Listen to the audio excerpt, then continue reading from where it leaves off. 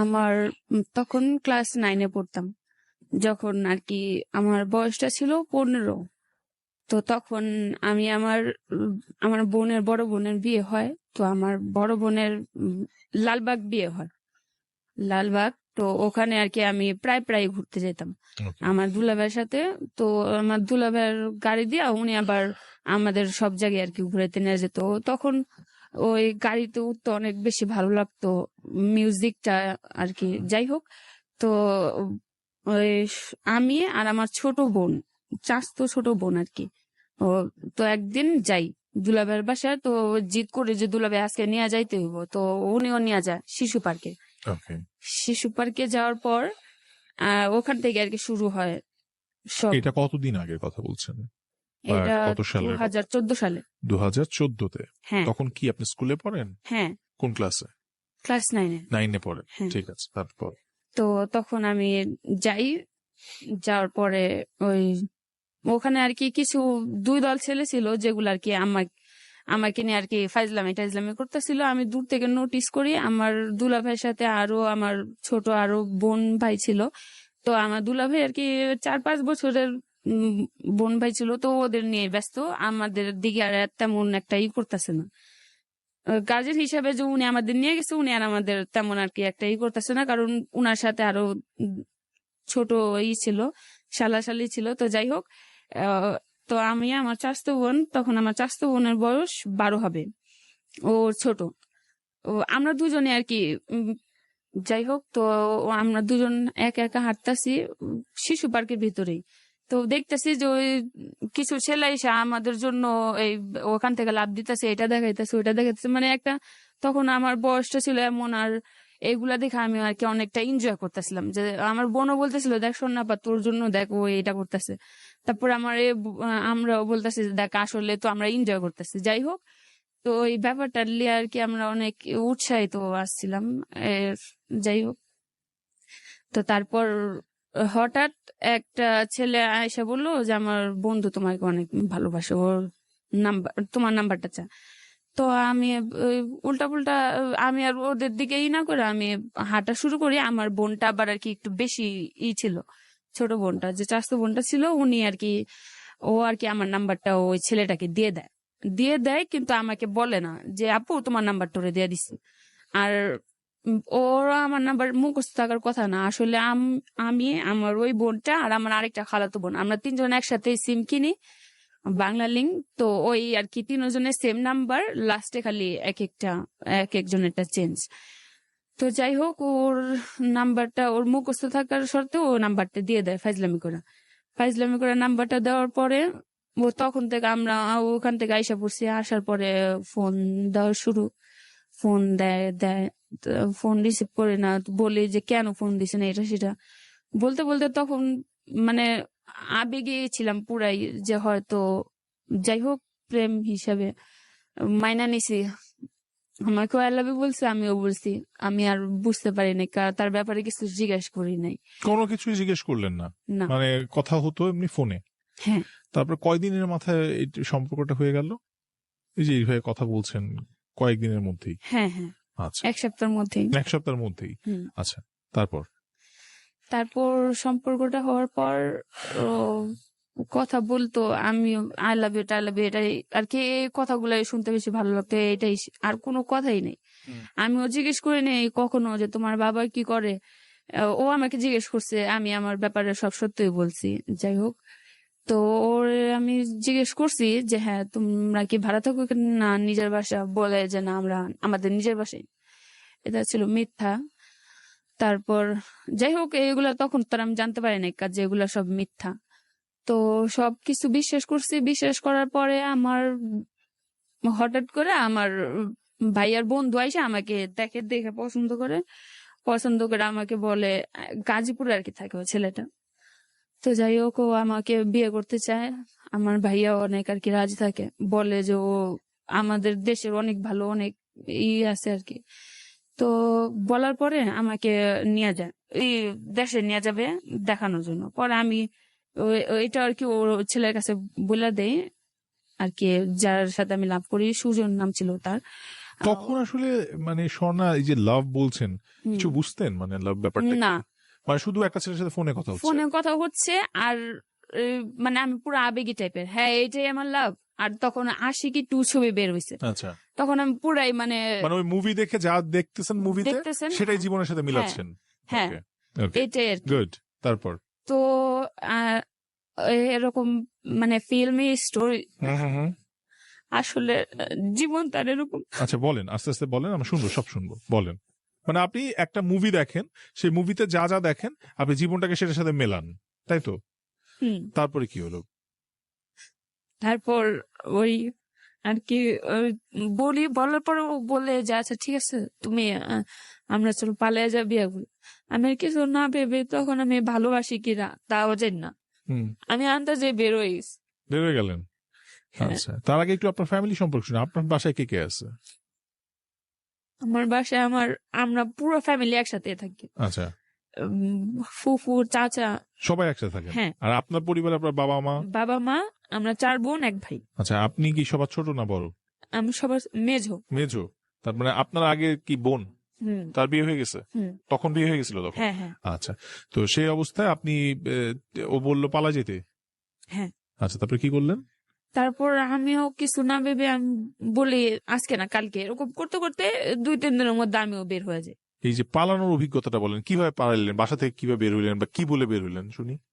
কি বলে তখন আমি আমার বাসা, আমার নানুর বাসা, আমার দাদির বাসা, দাদার বাসা সব এক সাইডে। আচ্ছা, মানে পুরো এলাকাতে আর কি আমাদের আর কি সবাই আত্মীয় স্বজন। তো যাই হোক আমি আমার আম্মুর ঘরে থাকতাম না, আমি আমার নানুর সাথে থাকতাম। আমার নানু তখন বয়স্ক ছিল, উনি একা থাকতো, ওনার সাথে থাকতাম। থাকার পরে আমি বলি কি যে রাত্রে 12টার পর 12টা বাজে, তো তখন ফোন দিছে, ফোন দিয়ে বলতেছে কি আসবে না? আমি বললি কি যে আচ্ছা দেখি, আচ্ছা আসতেছি। তখন মেন গেট তালা মেরে দেওয়া হয়েছে। তালা মারার পরেও আমি ওই কোনো মতো চাবিটা চুরি করে গেটটা খোলার পরে আমি কিচ্ছু নেই না সাথে, শুধু আমি নিজেই বের হয়ে যাই, মোবাইলটা থাকে হাতে। বের হয়ে যায়, বের হওয়ার পরে দেখি মাঝ রাস্তায় আর কি আজিমপুরের সাইডে ও আসছে। আসার পর আমরা দুজন একসাথে রিক্সা থাকি। তারপর আর সব বন্ধুরা থাকে, ওর বড় আম্মুর বাসায় আর কি আমাকে নিয়ে যায়। তারপর ওর বড় আম্মুর ওখানে থাকার পর আর পরের দিন আর কি বিয়েটা হয়। এই যে থাকলেন, এর মধ্যে আপনার মোবাইল ফোনে ফোন টোন আসছে বাসা থেকে? হ্যাঁ। আপনি কি করছেন তখন? ফোন ধরেননি? না। আচ্ছা, ও না, আমি ফোন ধরছি বলতে আমি আমার মানে তখন এতটুকু জ্ঞান ছিল না, ফোন ধরছি আমার চাচু বোনের ফোনটা ধরছি, ফোন দিছি ওকে, আমি ফোন দিছি তো ফোনটা রিসিভ করে নাই। তারপর আমি ওর মোবাইলে মেসেজ করছি যে আপু আমি বাড়ি থেকে বের হয়ে গেছি, পালিয়ে গেছি। তারপর ও তখন রাত্রে 1:30 বাজে, আমি যেহেতু 12টার দিকে বের হয়েছি এখান থেকে গুলিস্তান যেতে, আর অনেকটা জাম ছিল। তো যাই হোক 1:30টার মধ্যে ওই SMS-টা পায়, তখনও পায় না, প্রায় 2টা-3টার দিকে ওই যখন ওয়াশরুমে যাবে তখন ওই SMS-টা পায়। তো তারপরে ওই আর কি তখন নগদে আমাদের ফ্যামিলিতে ফোন দেয়। ফোন দেয়া বলে যে না, তখন আমার ফ্যামিলি থেকে ফোন আসে নাই, কারণ জানে আমি আমার নানুর বাসায়। হ্যাঁ, তো বলতেছে যে ও যে আমার যে বোনটা আর কি আমার দিছিল, ও আমার নাম্বারটা দিছিল ওই ছেলের কাছে, ওই বোনটাকে ফোন দেয়। বলতেছে মেহেরুন এরকম এরকম স্বর্ণ করছে, স্বর্ণ পালায় গেছে নাকি, ওই তো ফোন দিস SMS করছে আমাকে। তো আমার ওই বোনটা বলে কি আচ্ছা দাঁড়া আমি দেখতেছি। পরে ওই ঠিকই চেক করে দেখাম নাই, পরে ও ফোন দিচ্ছে, তখন আমি আবার মোবাইল বন্ধ করে দিছি। যে ছেলেটাকে নিয়ে গেছিল ওই সুজন আমাকে বললো যে মোবাইলটা বন্ধ করে রাখো, তো আমি মোবাইলটা বন্ধ করে দিছি। এর মধ্যে ওর পরের দিন বিয়ে হয়। বিয়ে হবে না, প্রায় না হলো 50-60 জন ছেলে আমার সাথে। মানে ওর গ্রুপটা এত বড়, আমি মানে অভিজ্ঞতার বাইরে আমার, যে এত ফ্রেন্ডস কিভাবে হয়। আচ্ছা, একটু আমি এর মধ্যে আসি, অনেক কিছু আসলে আমাদের জন্য ক্লিয়ার না। প্রথমত হচ্ছে আপনার সাথে তার বয়সের ডিফারেন্স কিরকম ছিল? বয়সের ডিফারেন্স তেমন মানে ওই সময় কিছু করতো? হ্যাঁ, ও কারেন্টের কাজ জানতো। আচ্ছা, মানে কাজ করতো, পড়াশোনা করতো না? না। আচ্ছা, এটা আপনি জানতেন? না, এটাও জানতাম না। না কি আপনি কি জানতেন তাহলে? পড়াশোনা করে এরকম জানতেন? না, পড়াশোনা করে এটাও জানতাম না। মানে আমি কিছুই জানেন না ওর সম্পর্কে? হ্যাঁ, আমি জানতাম যে ও ক্লাস 5-6 পর্যন্ত পড়ছে। আপনার পড়াশোনা করেন নাই? না। আর হ্যাঁ, আপনি তখন ক্লাস 9 এর স্টুডেন্ট। হ্যাঁ। তা আপনার কি তখন একবার মনে হয় যে ক্লাস 5-6 এর পরে একটা ছেলে এইটুকু পড়াশোনা করছে আর আমি ক্লাস 9 এ পড়ি, আমি ওর সাথে চলে যাব, এই ব্যাপারটা মাথায় আসেই নাই না? না। আচ্ছা। আর ওই যে সম্পর্ক হওয়ার পরে এই যে বিয়ে হইলো, মানে এই যে পালাই গেলেন, এই সময়টা কত দিনের মধ্যে? 3 মাস। 3 মাসের মধ্যে? হুম। তার মানে 3 মাস আগে যাকে চিনতেন না সে ফোন নাম্বারটা দিল আপনার চাচতো বোন, সে আপনার ফোন দিল, তারপরে কথাবার্তা চলতেছে এবং এই 3 মাসের মধ্যে তার সাথে পালায় চলে গেলেন। হ্যাঁ। আচ্ছা, এবার বিয়ে করার অভিজ্ঞতাটা শুনি, কিভাবে হইলো বিয়েটা? বিয়েটা তখন বললাম না যে আমার ও 50-60 জন ছেলে, মানে রাস্তা দিয়ে সব একসাথে আসলো, আমি পুরো ভয় পেয়ে গেছিলাম। এই কাজী অফিস মানে 2-3টা কাজী অফিস ঘোরা হয়ে গেছে, এর মধ্যে কেউ বিয়ে করার জন্য রাজি ছিল না। বলতেছে যে না, এখানে একটা মেয়ে আর তোমরা এতজন, এখানে ওকে কি কিডন্যাপ করে নিয়ে আসছো নাকি, মানে তখনও আর কি ব্যাপারটা নিয়ে অনেকে বিয়ে কেউ করাতে চায়নি। তো যাই হোক, উকিলকে আর কি ধমকা টমকা ওই কাজীটাকে, তো আমার সামনে ধর কিছু হলো না, তারপর হইলই না। তারপর আমাকে বললো আচ্ছা ঠিক আছে, তুমি আমাকে আমার ওই বড়াম্মুর কাছে আর কি, ওর বড়াম্মুর কাছে আমাকে আবার রেখে আসা হয়। ফলে তুমি ওখানে যাও, আমি কাজী নিয়ে আসতেছি। পরে কাজীটা আর কি নিয়ে যায়, কিভাবে নিয়ে যায় তা আমি জানি না। কিন্তু মানে যখন আমাদের বিয়েটা হয় দোতলায় ওর বড়াম্মুর ঘরে, মানে ওই দোতলা থেকে আর 4 তলা পর্যন্ত শুধু ছেলে আর ছেলে, এত বন্ধু। আর আমি শুধু ওর বন্ধুদের মধ্যে 4 জনকে চিনতাম, সাম্মি, তুষার, শাহাদাত ভাইয়া আর যাই হোক। তারপর এই এরকম অবস্থায় বিয়েটা যে হয় তাও সব মানে অনেক কিছু গোপন বিয়ে, যেমন বলে যে ওর বন্ধুকে আর কি আমার ভাই বানাইছে। আচ্ছা। আমার বাবা জীবিত, বাবাকে দিছে মৃত্যু, এটা সেটা উল্টা পুল্টা দিয়ে আর কি বিয়েটা হয়। আচ্ছা, তখন কি আপনার 18 বছর হয়েছিল? না, হয় নাই? না। আচ্ছা, ঠিক আছে। তারপর কাজী বিয়ে করাইলো? ওকে। এবং এই যে বিয়েটা যখন হইতেছে তখন কি আপনি মন থেকে বিয়েটা করতেছেন আসলে? মানে তখন কি আবেগে, তো নিশ্চয়ই মন থেকেই করতেছেন বিয়েটা? হ্যাঁ, হ্যাঁ, মানে তখনও পর্যন্ত বাসায় ফিরে যাওয়ার ইচ্ছা হয় নাই? না। আচ্ছা, ঠিক আছে। তারপর বিয়ে হয়ে গেল? হ্যাঁ। হইলো, তারপর বিয়ে হইলো। বিয়ে হওয়ার পর ওর আম্মু আসলো, আয়সা আমার দেখছে, দেখা মানে রাখতো রাগের মধ্যে। তারপর আমি কথা বলার চেষ্টা করি, কিন্তু উনি কথা বলতে চায় না। তারপর আমি কি করব, পরে ওই রাত করেই আমি আমার বাসায় যাওয়ার সিদ্ধান্ত নিই। আচ্ছা। ওই বিয়ের রাতেই আমি বলি কি যে না, আমি আমার বাসায় চলে যাব। আচ্ছা। পরে বাসায় যাব এমন টাইমে আমার ভাইয়াটা আবার আমন ছিল, আমার ভাইয়ের নাম, ও আবার রাস্তায় দাঁড়ায় থাকে, দাঁড়ায় আর কি বলতেছে যে যেখান থেকে আইসোস ওইখানে আবার চলে যা। আচ্ছা। তুই এই 2 দিন পর আসছিস, এখন এই মানে আর কি অনেক বকাঝকা করতেছে আমারে, যার সাথে আসলি তার সাথেই থাক, তোর পাগলের মতো খুঁজে হয়েছে এটা সেটা। আব্বু আইসা পড়ছে, এখন আব্বু জানলে তোর মাইরি ফেলে। আর আমার আব্বুকে অনেক বেশি ভয় পাইতাম, আর ঠিকই মানে মাইরি ফেলে এরকম একটা অবস্থা। তো যাই হোক, ওর কথা মতো ওই আমার আগে দিল, আমি আবার ওর কাছে চলে যাই ওই রাতেই। পরে যাই হোক, ওখানে থাকার পরে আবার 2-3 দিন পরে আমার ওর মা তো আর মানতে চায় না, আর ওর এই সমস্যা, এখন ঘর ভাড়াই বা কোথা থেকে নেবে, আর সংসারই বা কেমনে কি হবে। তো যাই হোক, কিছুদিন পরে আমি আমার বাড়িতে ফিরে যাই আর কি। কেমনে ফিরলেন, মানে বা কেনই ফিরলেন সেটা শুনি আগে। মানে আপনি তো ওখানে আবার চলে গেলেন তার সাথে, তো ওখানে যে সংসারটা যে করলেন, এখানে ওই ছেলের বাসায় আপনাকে মেনে নিছিল না? তারপরে থাকতেন কার সাথে? ওই বাড়িতেই থাকতেন? হ্যাঁ, ওর খালার বাসায়। ওর খালার বাসায় থাকতেন? এবং ওইখানে থাকা অবস্থায় আপনার ফ্যামিলির সাথে আপনার যোগাযোগ হইতো, বা তারা কি আপনাকে বাসায় ফিরে যেতে বলতো বা বলতো? এরপর আপনি ফিরে গেলেন বাসায়? আচ্ছা, তারপর গেছি, পরে বকাঝকা করছে, আমাকে বলতেছে তুই ওরে চিনোস, কিরকম, এই ছেলে কি করে। আমি বললাম যে ও কারেন্টের কাজ জানে, তোর বাড়ি ঘর আছে? হ্যাঁ আছে। তখন তো আমিও জানি না এগুলা। তো ও কোথায় থাকে? এখানে থাকে। তো আচ্ছা ঠিক আছে, যেভাবে আমি একাই বিয়ে বসি সেভাবে তোরা যদি নিতে চাই তাহলে তুই একাই যা, আমাকে আর কেউ এতটাই করলো না। তারপর আমার ও ফোন দিছে, কিছুদিন পর আমি ওর ফোন দেওয়া অনেক কি করতাম যে কি ব্যাপার, কি হলো, এখন কি ঘর ভাড়া নিয়ে বা কি না, তোমার আম্মু কি মানছে কিনা। তারপর 2-3 মাস পরে ওর আম্মু আর কি বললো, ফোন দিল আমাকে, ফোন দেওয়া বলতেছে যে আচ্ছা ঠিক আছে তুই আস, আমি যদি ডাল ভাত খাই তাহলে তুইও ডাল ভাত খাবি, আমি যদি এই করি তো মানে অনেক কথাবার্তা অনেক নর্মাল, আচ্ছা মায়ের মতো। আমি ভাবি নাকি যে উনি আমার শাশুড়ি। আচ্ছা তো আমিও করে গেছি। যাওয়ার পরে দেখলাম একের পর এক লোক আসতেছে যাইতাছে, আসতেছে যাইতাছে, খাইতেছে আর যাইতাছে। আচ্ছা তো আমি ব্যাপারটা তেমনই করতে পারলাম না। তো রাত্রে যখন ও আসলো তারপর আমি বললাম যে ওরা এরকম এত এইগুলা কারা, আর এরকম খাওয়া। পরে বলতেছে যে আমার মায়ের আর কি ব্যবসা করে, এটা ভাতের ব্যবসা। আচ্ছা তো যাই হোক, এই প্রথমে একটা কথা। তারপর পরের দিন বাড়িওয়ালা ভাড়া থাকে এটা জানতে পারলাম, বাড়িওয়ালা ভাড়া নিতে আসে, এটা সেটা। এই তারপর আবার কিছুদিন পরে ওর মা বলতেছে যে ওরে পুলিশ ধরে নিয়ে গেছে, আইসা। তো আমি বলতেছি যে পুলিশ ধরে নিয়ে গেছে, পরে বলতেছে যে ওয়ারেন্টের। ওর হঠাৎ একদিন এক রাতে ওর একটা ফ্রেন্ড আমাকে ফোন দিল। তো আমি যে ওর যেগুলা ফ্রেন্ডদেরকে চিনতাম ওদের মধ্যে একজন ফোন দিল, সাম্মি।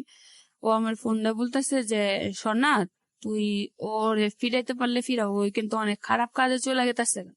তারপর নেক্সট হয়তো তুই আর ওরে করতে পারবি না, ফিরাইতে পারবি না। আমি তখন বললাম যে কি খারাপ কাজে চলে গেছে কি, আর বুঝতে পারলাম না। তো যাই হোক, তো এরপর থেকেই যা আর কি শুরু হয়, ও কাজ করে কারেন্টের, যার সাথে ওই ওখানে আর কি রাত বেরাত আর কি ওখানে নাকি কাজ করে, রাতে আর বাসায় আসে না। আচ্ছা এর মধ্যে আপনার সাথে ওর সম্পর্কটা কেমন যাচ্ছে সেটা কিন্তু আমরা জানতে পারছি না, মানে মানুষ যাই বলুক না কেন আপনার সাথে ওর সম্পর্কটা কেমন ছিল?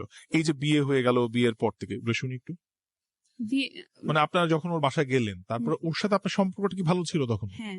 আচ্ছা মানে আপনার সাথে তার কোনো সমস্যা হচ্ছে না, না, কিন্তু মানুষ আপনাকে জানাচ্ছে যে সে বিভিন্ন রকম ক্রাইম করতেছে। ক্রাইম করতেছে। তারপর তারপর ও রাত্রে বাসায় আসে না, তো আমি ফোন দেই আসো না কেন, এই আমার ভয় লাগে, এটা সেটা। তো বলে যে আমি আজকে আসতে পারবো না। তারপর থেকে আর কি ওর মিসবিহেভ আর কি শুরু হয়, গালাগালি করে, আসবে না, গালাগালি করে, অনেক রকমের গালাগালি করে কইরা ফোনটা রেখে দেয়। তো আমি ওর বাসায় গেছি, ওর আম্মুর কাজ করতে তো আর যায়নি, যেহেতু ওর আম্মু ওখানে ভাতের বিজনেস করে, তো অনেক অনেক কাজ। তো যাই হোক, তখন আমি ওই অবস্থায় আমার ভালোবাসার জন্য আমি আর কি অনেক কিছু স্যাক্রিফাইস করছি। আমি জীবনে কোনোদিন একদম প্লেটও পর্যন্ত ধুইনি, কিন্তু ওখানে আমার অনেক অনেক বাটির পর বাটি ধুতে হয়। তো যাই হোক, আমি আমার ভালোবাসার জন্য এগুলো বলেন। তারপর নিজেকে শক্ত করেন স্বর্ণা, আজকে কিন্তু আপনি অনেক কিছু বলতে আসছেন। আপনি যদি এখন কান্নাকাটি করেন তাহলে কিন্তু আর সেই কথাগুলো বলতে পারবেন না। সবাই আজকে ওয়েট করতেছে আপনার গল্প শোনার জন্য। বলেন তারপর কি হলো? তারপর ওই যাই হোক আর কি, আমি তো রেগুলার করতে চাইনি। তো আমার ফোন দেয়, ফোন ধরে না, আসে না বাসায়, এরকম 1 সপ্তাহ 2 সপ্তাহ 1 মাস 2 মাস। তো ওর ছাড়া আমি ওর বাসায় 1 মাস 2 মাস কেন থাকবো। তারপর আমি রাগ করা আমার ইয়ার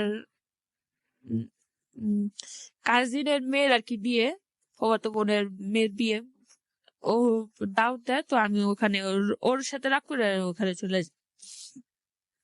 এর মধ্যে আমার ফ্যামিলির থেকে আমার কেউ ইনভাইট করলে আমি যাইতাম না, কারণ ওর নিষেধ করতো, যাইতাম না। তো ওর সাথে রাগ করে আমি ওখানে চলে যাই ওখানে শিপান্টির বিয়েতে যাই। যার পরে আমি রাগ করে অনেকদিন থাকি, থাকার পরে ও আমার ভুলের গান শুনাইতো, ভুল করছো এই ও ব্যাপার নিয়ে কিছু গান শুনাইতো। তো আমি আবার দৌড়ে ওর কাছে চলে যেতাম। যাওয়ার পরে আবার তখন আবার 2-3 দিন ভালো, তারপর আবার নেশা করা ঘরে ফিরতো। আমি তো তখন বুঝতাম না যে নেশা করা মানুষ কিভাবে ঘরে ফিরে, এটা সেটা। প্রথম আমার প্রথম একটা থাপ্পড় মারছে, ওই থাপ্পড়টার অনেক আমার অনেক আর কি কষ্ট লাগছে, তো আমি ওই থাপ্পড়টা কইরা আমি আবার পালে আইসা পড়ছি।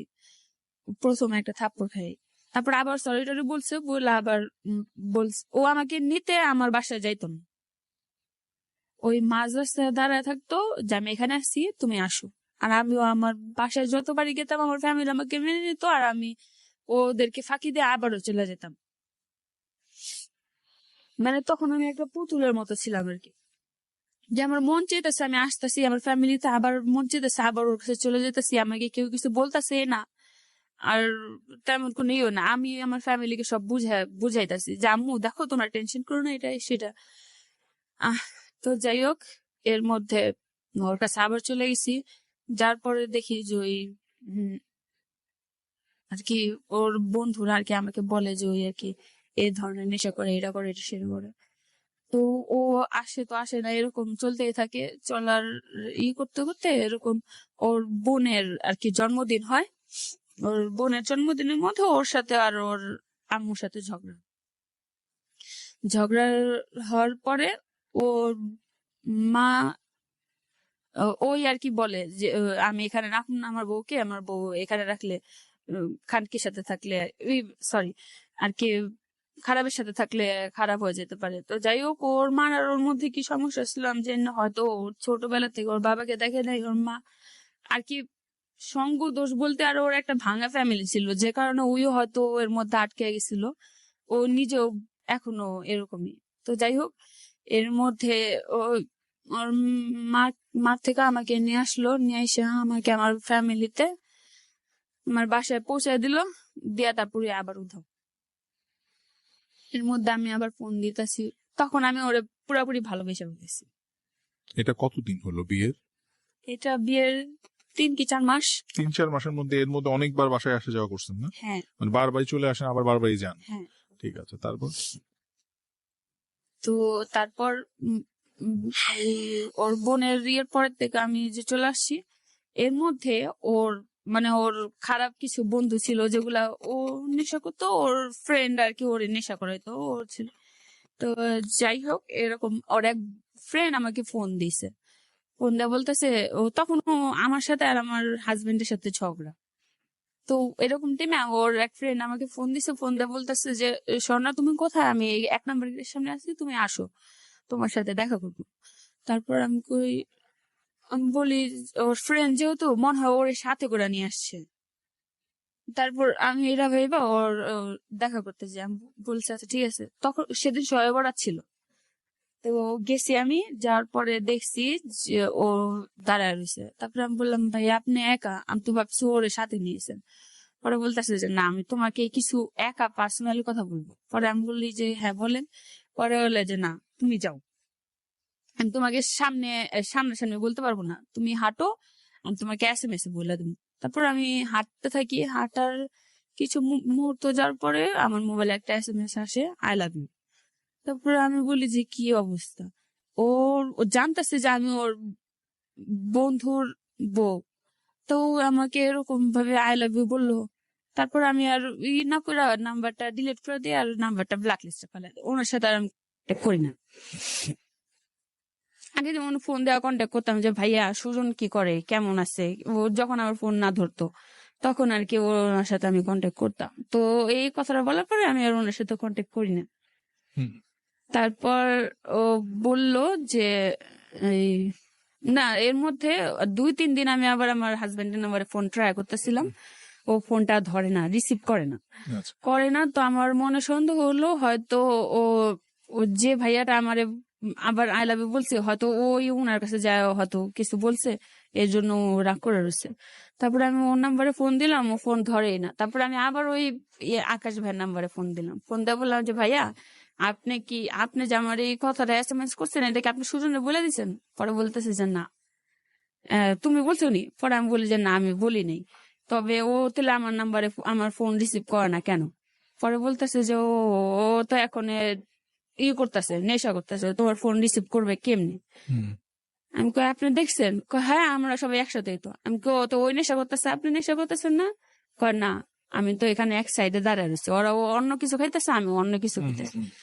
তারপর যাই হোক, আমি আর না করে আমি ওই ওর মধ্যে ওর আরেকটা ফ্রেন্ড আর কি সামনে আসে, আমি আর কি মোবাইলে শুনতে পারলাম যে বলতেছে প্রান্ত ভাইয়া। ও আবার ওর সামনে আসে, ও নাকি ফোন রেখে দেয়। আমার আবার পরে ফোন দেয়, বলে যে শোন না, আমি তখন ফোন রেখে দিছি, এই প্রান্ত ওর সামনে আসছিল। পরে আমি কই, ও আল্লাহ, তাহলে ও সুজনের ফোনটা দেন না, আমি ওর সাথে কথা বলি। পরে কয় কি, আচ্ছা ঠিক আছে, দাঁড়াও তুমি ওয়েট করো, তোমার লেগে আমি এতটুকু তো করতেই পারি। যেহেতু এই যে যাই হোক যে বাজে কথা বলতেছে, তো ওই ফোনটা দেয় সুজনের কাছে। ফোনটা দেওয়ার সাথে সাথে আমি বলি, আমি কই বলতেছি যে তুমি আমার 3 দিন ধরে আমার ফোন রিসিভ করো না, জানো এই 3 দিনের মধ্যে কি কি হয়েছে? পরে বলতেছি কি হয়েছে, তাড়াতাড়ি কও। পরে আমি বললাম যে এরকম এরকম, আকাশ ভাই এরকম এরকম বলছে, এরকম এরকম হয়েছে। পরে ও তো রাইগা মেগা ফোন কাটলো। কাটার পরে এই আকাশ ভাই পরে আমার আবার ফোন দিছে, ফোন দিয়ে বলতেছে যে তুমি ওরে বলছো কেন? পরে আমি বলতেছি যে আপনার সামনে তো প্রান্ত ভাই আসছিল, আমি না বললেও উনি তো বলেই দিত। পরে বলতেছে যে না, উনি বলতো না। তারপরে আমি মানে মনে প্রাণে বিশ্বাস করলাম যে হয়তো ওর সব বন্ধুরাই খারাপ, না হলে আরেকজনের বউকে আরেকজন একজন প্রপোজ করলো, আরেকজন আবার ওর সঙ্গ সাপোর্ট করতেছে, এটা কেন হলো? তারপর আমি আর ওই বইলা আমি ফোনটা রেখে দিলাম, যে আপনারা সব নেশা করতে করতে সব একবারে ইয়ে হয়ে গেছে। তারপর যাই হোক, পরের দিন সকালে আমি তো এর মধ্যে সুজনকে বলতে আছি যে সরি, ভুল হয়ে গেছে, এটা সেটা। আমি কিছু করি না, আর ও আমি জানি যে ও আমার বিশ্বাস করে, আর আমি ওরে বিশ্বাস করি, এটা আমিও জানি। তারপর যাই হোক, এমনি যাই হোক না হোক, কিন্তু আমাদের সম্পর্কটা আসলে মনের দিক, ও যে নেশা করে তারপর ওই আমাকে যতটা ভালোবাসে, আর আমি ওরে অনেক ভালোবাসি। যাই হোক, তো এর মধ্যে ওই এই ফোন দিয়া পরের দিন আমার ওর ওর ইয়ারে দিয়া আকাশ বাইরে দা ফোন দেওয়া হয়েছে। ফোন দেওয়া বলেছে যে তুই ওরে মা ডাক। তারপর ও আমাকে মা ডাকে, তারপর আমি আবার আমাকে আবার বলে তুমি ওরে আব্বু ডাকো। পরে আমি ওরে আব্বু ডাকি। আমি এখন মনের ঠিক আছে, পরে বলছে হ্যাঁ। তারপর যাই হোক, ও এটাকে নিয়ে সুযোগ নিছে, ওই ওর বন্ধু যে আমাকে প্রপোজ করছে, ওই এটা নিয়ে সুযোগ করছে। কিভাবে সুযোগ করলো, ওর বন্ধুকে মাইরে ওর থেকে টাকা নেয়। আচ্ছা, যে তুই আমার বোর সাথে কথা বলতে নিছিস, এটা আমি এখন এটা করবো, টাকা দে। আচ্ছা, এটা আর কি আমি আমার ওর আরেক বন্ধু আমাকে বললো, প্রান্ত ভাই এমন হয় বলছিল যে স্বর্ণা, তুমি ওর নামটা কয়া দিছে, এখন দেখো ওর থেকে তো তোমার জামাই যে এত খারাপ, ওর থেকেও তো এখন টাকা নিতেছে। তখন আমার অনেক কষ্ট হয়েছে যে এরকম ভালোবাসা করলে হয়তো পরে ওই গালাগালি করতো বা ঠিক আছিল, কিন্তু ওর থেকে টাকা চাইবো কেন? আচ্ছা, তারপর যাই হোক, তা আমি যেহেতু ভালোবাসি, আর তার কাছে ও যদি হাজার অপরাধ করে থাকে, তা আমার চোখে পড়ে না, মিনিটে আমি আমার সব ভুলে যাই। তারপর এই আর কিছু না করে আমি ওনাদের কথা একটা করলাম না। না করার পরে আর কিছুদিন পরে ও আর আমার সাথে কথা বলে না কেন?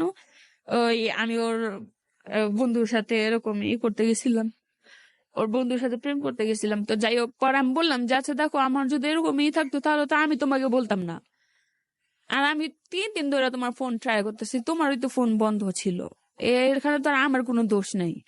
তারপর যাই হোক, ও পরে বিশ্বাস করে হয়তো, কিন্তু আর কি এ পর্যন্ত ও কিন্তু নেশা করতেছে, কিন্তু ও আমাকে বলতেছে যে আমার সাথে ও কথা বলতেছে না, কারণ ও আমি ওর বন্ধুর সাথে কথা বলছি, এই কারণে।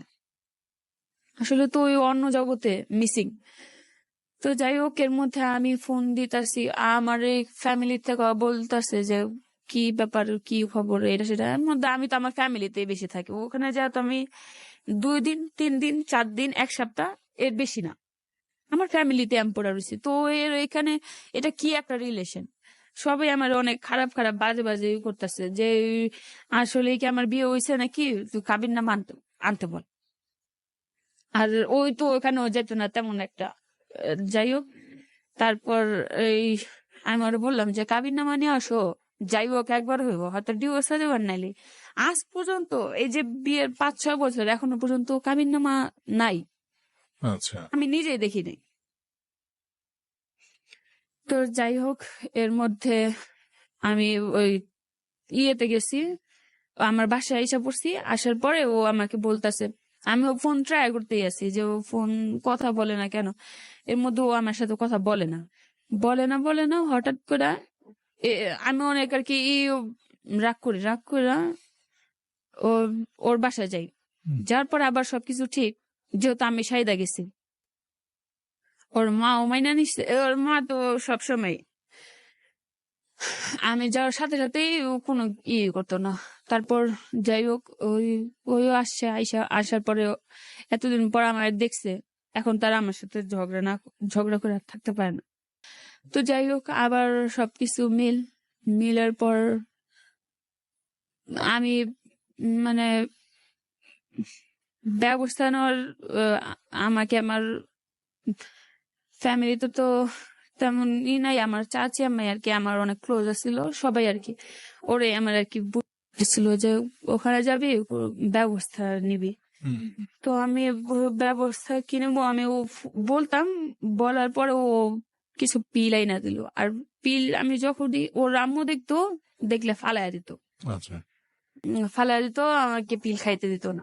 বলতো যে পিল এইটা করস কেন, এইটি করলেও খারাপ, এটা সেটা। যাই হোক, তা আমি তখন বুঝতাম না, ফালাই দিত। এর মধ্যে আমি ওর সাথে আবার ঝগড়া হয় অনেক বড় ধরনের। ও নেশা ভিতরে আর কি বেশি পুরা জায়গা। ওর মধ্যে ওর চাকরিটা ছেড়ে দেয়, ওর হয়ে যায়। তো এর মধ্যে আমি প্রেগনেন্ট, আমি জানতে পারলাম না, সরি, তখন আমি জানতে পারিনি। আমি আমার বাসায় চলে গেছি রাগ করে যাওয়ার পরে তখন 3-4 মাস ছিল। হ্যাঁ, তখন 3-4 মাস ছিল। 3-4 না, সরি, 4-4.5 মাস ছিল। আমি আমার আম্মুকে বলি যে আম্মু আমি তো এরকম এরকম হয়তো কনসেপ্ট করছি। পরে আমার আম্মু আমাকে নিয়ে আর কি টেস্ট করার পর না দেখে যে হ্যাঁ ঠিকই। পরে আলট্রাসাউন্ড করা না দেখে যে আমি আর কি 4 মাস ওভার প্রেগনেন্ট হয়ে গেছেন, তাই তো? এটা কত সালে? 2016-তে। 2016-তে? ঠিক আছে, আসবো আবার আপনার কাছে।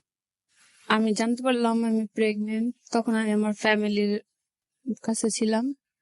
তো আমার ফ্যামিলিও জানতে পারলো যে হ্যাঁ সত্যি আমি প্রেগনেন্ট। তো ওর আম্মুকে ফোন দিছি, না সরি ফোন দিইনি, ডাইরেক্টলি ওদের বাসায় আম্মু আমাকে নিয়ে গেছে। আমার আম্মু নিয়ে যায়, তারপর ওনারা বলতেছে যে এরকম এরকম ও তো প্রেগনেন্ট। উনি আর করে নাই, উনি উল্টা গালাগালি করছে যে ও এরকম হয়েছে তো আমরা কি করবো, প্রেগনেন্ট হয়েছে তো আমরা কি করবো। ও তো আর বইলা আমাকে বিয়েটা করে নাই, আর বইলা আমার থেকে বিয়ে করে বাচ্চাটা নেই। তো না বলে দিল। আম্মু আমাকে নিয়ে আসা বললো যে আচ্ছা ঠিক আছে, এরপর ওর দায়িত্ব আপনাদের না, আমরা যা ভালো মনে হয় ওইটাই করবো। এরপর যাতে আপনার ছেলের ওকে না করে, ডিস্টার্ব না করে। তারপর বললো যে আচ্ছা ঠিক আছে, আমি আইলে বলে দিবনি।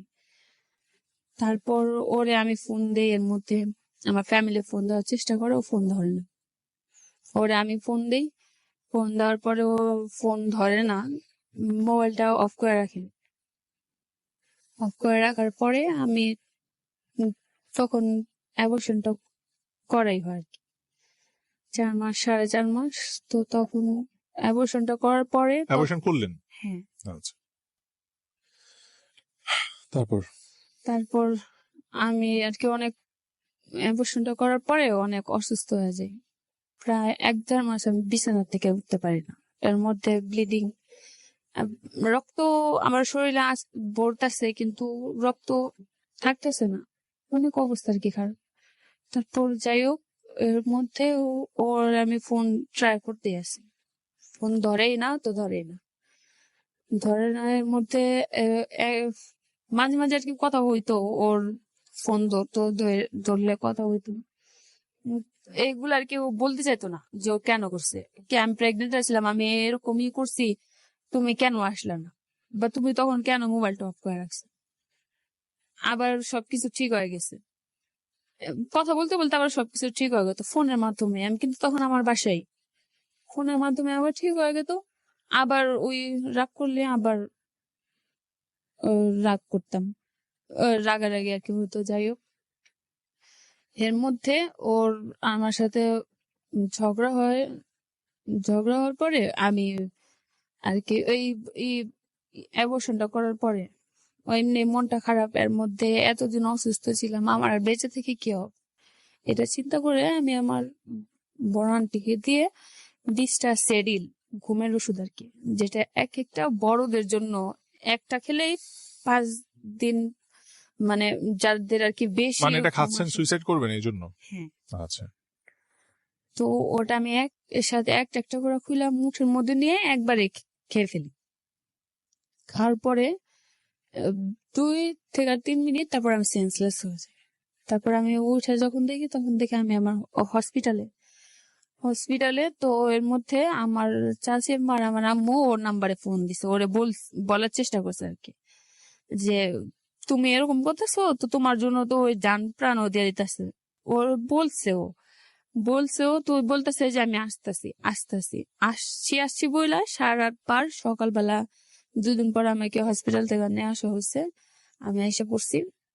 আসার পরে এর মধ্যে আবার আমার আন্টি আর খালাতো বোন আর কি আমার সাথে খারাপ ব্যবহার করছে, যে এই ছেলের সাথে এরকম করছোস, ও তো একটা রাস্তাঘাটের ছেলে, এই টোকাই টাইপের, এটা সেটা, মানে অনেক বাজে ধরনের আর কি কমেন্ট বলে কথা আমাকে। আমার আর কি অনেক তখন কষ্ট হয়েছিল যে আচ্ছা ঠিক আছে, তা আমি তো ভুল করছি, আমি তো স্বীকার করতেছি যে আমি ভুল করছি, আর আমি এই ভুলটা বারবার করুম, কারণ আমি ভালোবাসে ফেলিছি, এখন আমি কি করব। তারপর এই করার পরে আমি দরজা আটকায়া মুহূর্তে উনাদের বকাঝকা দিয়ে আমি বের করে দিই, যে আপনারা আমার বাড়ি থেকে বেরোন, আমাদের বাড়িতে আপনারা কি করেন। ওনাদের বের করে দেয়। পরে আমার মার কি অনেক হার্ট, যে উনার বোনকে ভাগ্নিকে আমি করছি। তো আমার মা আমার সাথে অনেক খারাপ ব্যবহার করে এটা নিয়ে।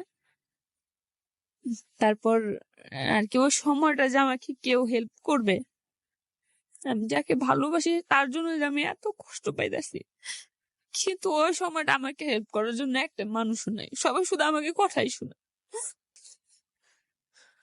তো যাই হোক, এর মধ্যে আমি দরজাটা আটকায় সাথে সাথে আবার ফাঁসি দেওয়ার চেষ্টা করলাম, ফাঁসিতে ঝুলে গেছি।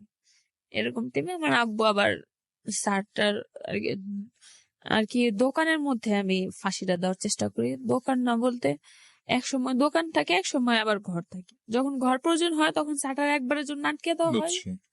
হ্যাঁ, তো ওইটার মধ্যে আমি সুইসাইড করার চেষ্টা করতে নেই, আমার আব্বু আইসা শাটার উঠায় আমার কেউ আর কি বাঁচানোর পরে আমার ফুফাতো ভাই আর আমার ফুফা আম্মা আমাকে ওদের আর কি উপরে নিয়ে যায়, 4 তলা, ওখানে নিয়ে যায় আমার বুঝায় যায় আচ্ছা বল তুই কি চাস। পরে আমি বললাম যে দেখো ভাইয়া, আমার ওই ভাইয়াটা আবার অনেক আর কি ফ্রেন্ডলি, বললাম যে ভাইয়া আমি এরকম এরকম মরে ছাড়া তো বাঁচুন না।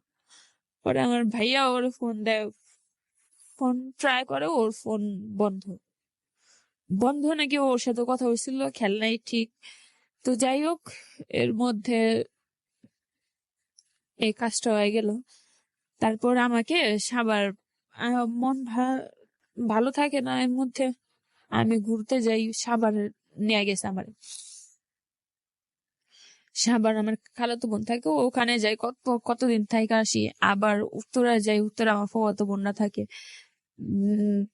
ওখানে যাই। বিসিসি রোড ক্যান্টনমেন্ট আর্মি, আমার দুলাভাই আর্মি থাকে, ক্যান্টনমেন্টে থাকে, ওখানে যাই। মানে নানা জায়গায় আর কি আমি ঘুরতে থাকি, ভালো লাগে না আমাকে আর কি, সবাই নিয়ে যায় আমার মন ভালো রাখার জন্য। তারপর এরকম ঘুরতে ঘুরতে একদিন ফোন আমি আবার এর মধ্যে আমি আমার লেখাপড়া কন্টিনিউ রাখি বলতে আমার এসএসসি এর রেজাল্টটা বেরোয়া যায়, আমি পাশ করি। তারপর আমি আবার ওপেনে ইন্টারে করি, অ্যাডমিশন নেই। ইন্টারে ফাইনাল ফার্স্ট টার্ম এক্সাম আর কি, এই নাকি খেয়াল নাই সঠিক, মনে হয় ইন্টার ফার্স্ট ইয়ারই আর কি প্রথমে। যাই হোক, তো এটা হলো 2016-17 ঘটনা। আচ্ছা, শেষ হবে 17 শুরু হবে, কমন টাইমে আমিও ঘুরতে যাই এটা সেটা। তো এর মধ্যে ও আবার আমাকে ওখান থেকে পরীক্ষার হল থেকে নিয়ে যায়, ওদের দেশের বাড়ি। ফোন দিছে এর মধ্যে ও ইয়েতে ছিল, আহ, পুলিশের ইয়েতে ছিল আর কি, ওর ওয়ারেন্ট বেরোছিল, ওর পুলিশ ধরে নিয়ে গেছে। এর মধ্যে আমার সাথে আর তো যোগাযোগ হয় না, আমি তো ঘুরতেই আছি। তারপর ওর যখন বের হয় তখন ও ফোন দেয়, ও আমার স্কুল থেকে আবার পরীক্ষা দিতে যাই, ওর সাথে পালিয়ে যাই কিশোরগঞ্জ দেশে। ওখানে আমি 3 মাস থাকি, 2 মাস থাকি। আমার ফ্যামিলি তো ফোনের উপরে ফোন। আবার পালাইলেন? হ্যাঁ, আচ্ছা। আমার ফ্যামিলি তো ফোনের উপর ফোন দিতে আছে আমাকে আর কি ওখানে যাইতে বলে। তো আমি আর যাই না। 1 মাস পর ওরা আবার সুজনকে মেনে নিছে যে যাই যাওগা, ওই যদি তোর জন্য ভালো থাকতে পারে তাহলে তোর আমাদের সমস্যা নেই। তো ও তো ভালো না, তো ও কাজ করে তো তোরে চালাইলে তো আমরা না বলতাছি না। বাড়ি ঘর নাই তাতে কি হয়েছে, ওই এক সময় ওর ব্যাড রেকর্ড থাকতেই পারে, এখন ওই সুন্দর লাইফ শুরু করুক। আর ওরে আর কি সবাই ছোট মনে করে আর কি, সবাই অনেক আদর করতো যে ও ছোট ছিল। আর তারপর যাই হোক ওরে মাইনা নিছে, আমাকে আসতে বললো, আমি আসলাম। আসার পরে ওই দেশের থেকে নিয়ে এসে আমাকে আবার আমার শাশুড়ির বাসায় আমাকে নিয়ে যায়। নিয়ে যাওয়ার পরে ওখানে আবার ওনার সাথে ওনার ছেলের সাথে আবার ঝগড়া হয়।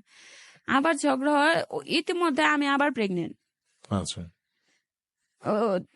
নিয়ে যায় তো আমাকে আবার ঝগড়া করে আবার আমার বাসায় দিয়ে আসে।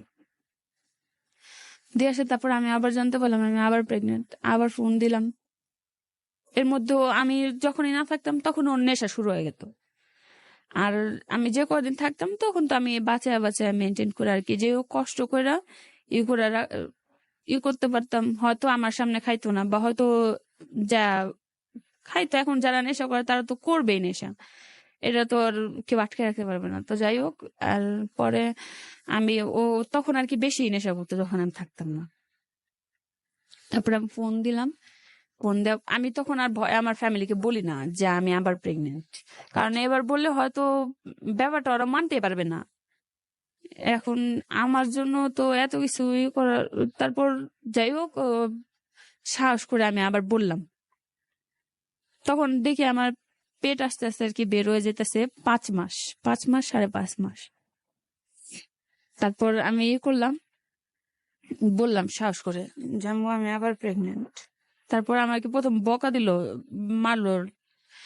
মারার পরে মারধর করার পরে তারপর আমার আব্বুকে বললাম। আমার আব্বু আমার হাত পা বাইন্ধা রাখতো, মারতো, অনেক মারধর করতো। আমি যাইতাম, যাওয়ার জন্য আমাদের জিনজিস দিয়া খাটের সাথে বাইন্ধা রাখতো, অনেক মারধর করতো, অনেক মার খাইছে আমি, যেমন ওর থেকে আমার ফ্যামিলির থেকে। আমার আব্বুর হাতে আমি অনেক মার খাইছি। যাই হোক, তো এর মধ্যে আমি সাহস করে বললাম যে আমি আবার প্রেগনেন্ট। তারপর এবার আবার ওরে ফোন দিলাম। ওর আম্মুর গার্জেনের সাথে আমার আম্মু আবার কথা বললো যে আবার তো এরকম সমস্যা হইলো, তো এখন আবার কি করবেন। ওর আম্মু একই কথা বারবার, যে আমি কি বলছি। তারপর আমি ওর আম্মুকে বললাম যে আপনি এই তো করছেন, আপনি তখন আমি যখন এই ব্যবস্থাগুলো নিতাম তখন তো আপনি এগুলো করতেন না কেন, কারণ কি, তখন কেন আপনি করছেন। পরে বলতো যে তুই যদি ওইখানে থাকি তুই গেছিস কেন, তুই এখানে থাকতি, তা আমি এখানে কিভাবে থাকবো, আপনি তো বাগায় দেন। ওনার যখন ওনার একটা কাজের লোকের দরকার ছিল, মেন কথা। যখন আমি ওখানে কাজ করতাম, ঠিক আছে, ওকে, কোনো সমস্যা নাই, ও আমার সাথে এত ব্যবহার ভালো, এটা সেটা, যাই হোক, নিজের মার মতো। তো এরপর আবার যখন উনার কাছে অন্য কেউ আসতো কাজে, আসে ওনার হালকা পাতলা কাজ শেষ করে আগে তো একটু টাকা পয়সা নেওয়া যেত, এরকম কোন একটা মানুষ পেলে উনি তখন আর আমাকে 1 মিনিট সহ্য করতো না। বুঝতে পারছি। কিন্তু এটা বুঝে না যে ওনাদের তো টাকা দিয়ে রাখতে হবে, আমি তো ফ্রি সার্ভিসিং, আমার তো আর টাকা লাগতেছে না, কিন্তু তারপর আমাকে উনি রাখবে না। আচ্ছা। তো যাই হোক, এর মধ্যে আমার তো আর কিছু করার নেই। আমি এটা বললাম উনার আম্মুকে। তারপর আমি আমার দেবরকে ফোন দিলাম, ফোন দিয়ে বললাম যে দেখ আমি তো এরকম আর প্রেগনেন্ট, এটা সেটা। পরে ও বললো কি যে ভাবি তুমি এক কাজ করো, তুমি দেশে যাও। তো দেশ তো আমি চিনি না, আমি কিভাবে যাব? আর আমি কোন এক জমানায় গেছিলাম, ওখানে শুধু কিশোরগঞ্জে এটা জানি, ওইখানে যে আমি কোন স্টেশনে নামবো, কিভাবে যাব, রাস্তা তো আমি চিনি না, এটা সেটা। পরে এটা বলে ওই ফোন বন্ধ, সুইচ অফ করে রাখছে। তারপরে ফোন ট্রাই করতেছি, ফোন আর পাই না। ওর নাম্বারে ফোন দিছি, ওই বলে যে তোর সাথে আমার সাথে সম্পর্ক শেষ। এই এক কথাই বারবার, তোর সাথে আমার সাথে সম্পর্ক শেষ। ওই শুরুর থেকে এক কথাই, এই এখনো পর্যন্ত একই কথা, কিন্তু সম্পর্ক শেষ কিন্তু আর হয় না, নতুন একটা বিপদের সৃষ্টি হয়। তো যাই হোক, এটা বইলা আবার রেখে দিল। তারপর আবার এরকম ইউ করা, আর সবাই বুঝে যে এবার 16 সালে? হ্যাঁ। ওকে, তারপর কি হলো স্বর্ণা? তারপর যাই হোক, এই অনেক আর কি, সেকেন্ড বার আমার অবস্থা আবার খারাপ হয়ে যায়, যেহেতু আমি ঠিক মতো এই আমার বিয়ের পর থেকে 2014 থেকে আমার খাওয়া দাওয়া, রাতে তো আমি মানে কান্না করতে করতে ঘুমাইতে প্রায় সকাল, আজ আর শুই না। তারপর যখন ফর্সা হয় তখন আমি ওইটা দেখা তারপর আমার 2 চোখ লাগে এখনো পর্যন্ত। এরকম এত রাত্রে আমি ঘুমাই, এর মধ্যে হাইস্টে 12টার দিকে উঠে যায়, এর আগে উঠি এক এক সময় এক এক রকম। তো যাই হোক, এক তো ঘুম হয় না, এক তো সারাদিন চিন্তা, এর মধ্যে আমার এরকম অসুস্থ, ওই প্রেশার লো, এর মধ্যে আবার ডায়াবেটিস। যাই হোক, এর মধ্যে এই এরকমই হলো, আবার অ্যাবর্শনটা করলাম। করার পরে আবার অসুস্থ ছিলাম, অসুস্থ থাকার পরে এবার আমার আম্মু আমাকে অনেক দূরে, যেমন আমার খালাতো বোন যশোর থাকে, ওর কাছে পাঠায় দিছে, যাতে আমি ওখান থেকে আর আসতে না চাই। তো আমি ওখানে যশোর ভালোই ছিলাম, অনেক মজা করতেছিলাম। এর মধ্যে পুলিশরা ফোন দিত, ফোন দেওয়া বলতো যে তোমার হাজবেন্ড জেলে। জেলে না না সরি, এর মধ্যে ওর একটা বন্ধু, ওই আকাশ ভাইয়া যে বলছিলাম, ওই আকাশ ভাইয়া ফোন দিছিল। ফোন দেওয়া বলতেছে কি যে তোমার এই সুজনের পাও ভাঙ্গে গেছে, এই পায়ে ব্যথা পাইছে, ভাগ্যে নাইকা বলছে পায়ে ব্যথা পাইছে। আমি আর কেয়ার করে নাই, আমি ভাবছি যে দূর, আমার এত কিছু হয়ে গেছে, ও কোনো কেয়ার করে নাই, আর আমি ওর পাও হয়েছে তো কি হয়েছে। যাক, আমি মানে ওই ফোনে এটাই বলছি, এরকম ভাবে জারি করছি, কিন্তু আমার মনে মনে তো একটা ঈদ ছিল যে পা কি না কি হয়েছে আল্লাহ জানে। তারপর আমি আর কি ব্যাপারটা এত সিরিয়াস নেইনি। তারপরে ওখানে 2-3 মাস থাকার পরে শুনলাম আমার নানি মারা গেছে। আচ্ছা। নানু মারা গেছে। তারপর ওখান থেকে ঢাকায় আসি, আর লাশ তো দেখতে হবে। ঢাকা আসি, আইসা ওর পরের দিনে আমরা লাশ দেখেই চলে যাই, শুধু লাস্টে দেখার জন্য আর কি। আমার আপু আমাকে নিয়ে আসে ওখান থেকে। আসি পরে আমার ছোট বোন কথায় কথায় ওর মুখ দিয়ে বের হয়ে যায় যে ওর ছোট বোনের, ওই যে আমার হাজবেন্ডের ছোট বোনের হুজুর ফোন দিছিল। উনি আবার আমার অনেক আর কি করতো, আদর করতো, যেহেতু আমি তখন এই আর কি অনেক সাপোর্ট করতো আমার, যে তুমি এরকম কেন করছো, বিয়ে করছো কেন।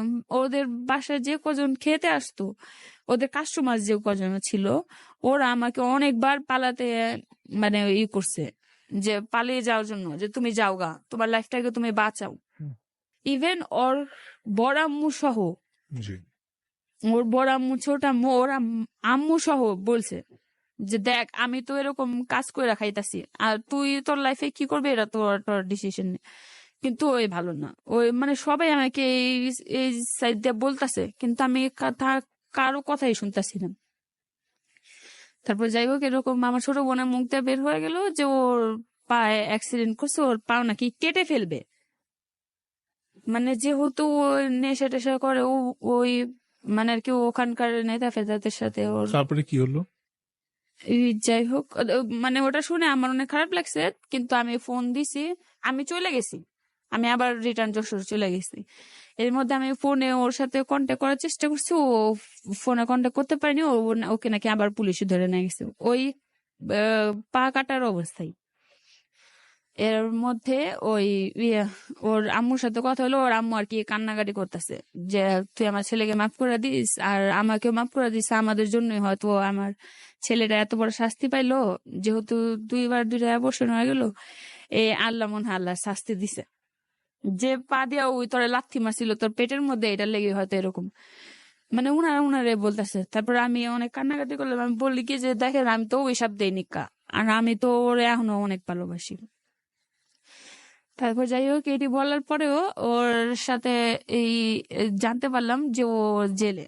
ওর ফ্রেন্ডকে ফোন দেয়, ওর ফ্রেন্ড আর কি আমাকে খবরটা দেয় যে ও জেলে আছে। তারপর জেলে আছে, ওর আম্মু তো এর মধ্যে ফোন দিয়ে থাকে আস দেখা করতে যাব জেলখানায়। তা আমি কখনো জেলখানায় যাইনি। ও দিন প্রথম আমি গেলাম, আবার দ্বিতীয়বার অ্যাবর্শন হওয়ার পরও আমি আবার একটা রিস্ক নিলাম।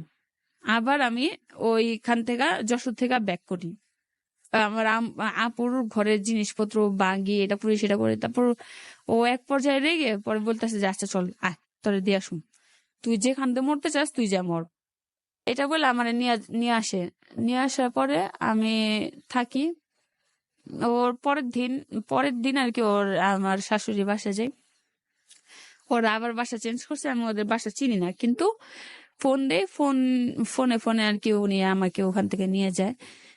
নিয়ে যাওয়ার পরে ওই জেলখানায় নিয়ে যায়। জেলখানায় এত চারদিকে আওয়াজ আর ছিল, দেখতেও পারিনি ঠিক মতো। ও অনেক দূরে দাঁড়ায় ছিল, আমি অনেক দূরে ছিলাম, আর চারদিকে অনেক মানুষ, অনেক আওয়াজ, কোনো কথাও বলতেছিলাম না, শুধু আমি কান্না করতেছিলাম আর ও আমার দিকে তাকে, ওরও চোখে পানি ছিল। তারপর ওখান থেকে চলে আসলাম। আসার পরে আমি আবার আমার বাসায় গেলাম। বাসায় যাওয়ার পরে সবাই তো আমার আবার মারধর, আমাকে আমার মারধর করছে, প্লাস আমাকে বাইন্ধা রাখছে যে আমাকে ওখানে আর যেতে দেবে না। বাইন্ধা রাখছে জিঞ্জির দেয়া বাইন্ধা রাখছিল। তারপর আবার আমাকে মানে আমি ব্যথা পাইতেছি দেখা জিঞ্জির, আমি আমার পাও এখনো দাগ আছে, আমি অনেক করতেছিলাম দেখা পায়ে ব্যথা পাইতেছি, এজন্য আমার হাত বাইন্ধা রাখছিল। যে হাত বান্ধা অবস্থা আমি দৌড় দিলে তো যে কোনো মানুষ আমাকে ধরবে, আর আমাদের এলাকাটা পুরা বইলে রাখছিল যে ওর দেখলেই খালি হয়েছে খবর, যে না ওই আমাকে নিয়ে আর কি আমার ফ্যামিলিতে পৌঁছে দিত। তো যাই হোক, এর মধ্যে আমার হাত বাইন্ধা রাখছে। আমার হাত বাইন্ধা রাখুন, আমি অনেক কান্না করতেছিলাম। কান্না করতে করতে আমার ছোট বোন আমার ছিল, ও ওর হয়তো দেখে আমাকে মায়া লাগছে, ও আমাকে ভাত খাইতে বলতেছিল। আমি বলছি কি আমি ভাত নিজের হাতে খাবো, আমার হাত খুলে দে। তারপর বলতেছে যে আচ্ছা ঠিক আছে হাত খুলে দেবো, কিন্তু তুই কারো বলতে পারবি না। পরে আমি বলছি আচ্ছা ঠিক আছে বলুম না। পরে আমার হাত খুলে দিছে, আমি হাত নিয়ে আর কি পালিয়ে গেছিলাম। এটা আর কি যখন ওর অ্যাবর্শনের পর আমি তখন যশোর যাইনি কা, এটা আর কি তখনকার কথা। তো এর মধ্যে গেছিলাম গা আমি, আমার একজন আবার আমার বান্ধবী, আমার ক্লাসমেট যে ছিল তাদের বাসায় গেছিলাম। তাদের বাসায় যাওয়া সে তো ছিল না, কিন্তু তার আম্মু ছিল। তার আম্মু আমাকে ওখানে বলতেছে যে তুমি এখানেই থাকো আজকে। তো ওখানে আমি রাত্রে ছিলাম। এর মধ্যে ওর বাসায় আমার আম্মু গেছে, আমার আন্টিরা গেছে রাত্রের 1:30টার দিকে, যে আমি ওখানে আছি কিনা। আয়সা বলতেছে যে না, ওই বাথরুমের থেকে বেরোয় না, বাথরুমের লুকায় ছিল, বেরোইছে। পরে বলতেছে যে স্বর্ণা আসছে তোমার কাছে, দেখো ওই জানি কোথায় পালিয়ে গেছে, তোমার লেগে এরকম এরকম এত কিছু করতেছে। তো ওই কোনো করতেছে, ওই চিল্লা করতেছে ওর মার লগে, যে ওই কার লগে না কার লগে গেছে, আমি কেমন উল্টা পুল্টা কথা বলতেছে। বলার পরে আমার আম্মু সারা রাত সেদিন মানে হাজার হলো তো মা, সেদিন সারা রাত আমাকে খোঁজে। আর প্লাস একটা কবিরাজের কাছেও যায়, যা উনি বলে কি এই একটা দোয়া দেয়, যে দোয়াটা সারা রাত করতে থাকেন, ও যদি বেঁচে থাকে তাহলে ওই সকালের মধ্যে নিজেই ফিরে আসবে। কিছু করতে দেওয়া হতো, তো উনি সারা রাত বসে বসে ওইটাই করতে থাকে। এর মধ্যে সবাই খুঁজতে থাকে, ওকে বলে যে তুমি আসো, তুমি খুঁজো না। ও পলাইছে, আমার কি ওই গেছে, কই গেছে আমি জানি, আর ও আর খুঁজে নাকি, ওই ওর নেশার মধ্যে ব্যস্ত। তারপর ওই কি করল, হ্যাঁ জাইনিকা, এটা হলো আর কি আগের ঘটনা। এর মধ্যে যশোর থেকে আমি আসছি পরে ওর কাছে আবার চলে যাবো। ওই অনেক আর কি কান্নাকাটি করে আসছি, আইসা জেলে দেখা করছি। দেখা করার পরে আমি ওর আম্মুকে ফোন দিছি। ফোন দেওয়া বলতেছি কি যে মা ওর কি ছাড়বেন না? পরে বলতেছে যে হ্যাঁ দেখি ছাড়বো তো, ছাড়তে 5 তারিখ আর কি ছাড়বে, 5 তারিখে ছাড়বে। তো আমি এখন আইসা পড়ি। তো বলতেছে যে আচ্ছা ঠিক আছে আসতে বললো আমাকে। আমি গেলাম, যার পরে যেহেতু ওনার বাসা আবার চেঞ্জ করছে, তো বাসাটা আমার ফ্যামিলি আর চেনে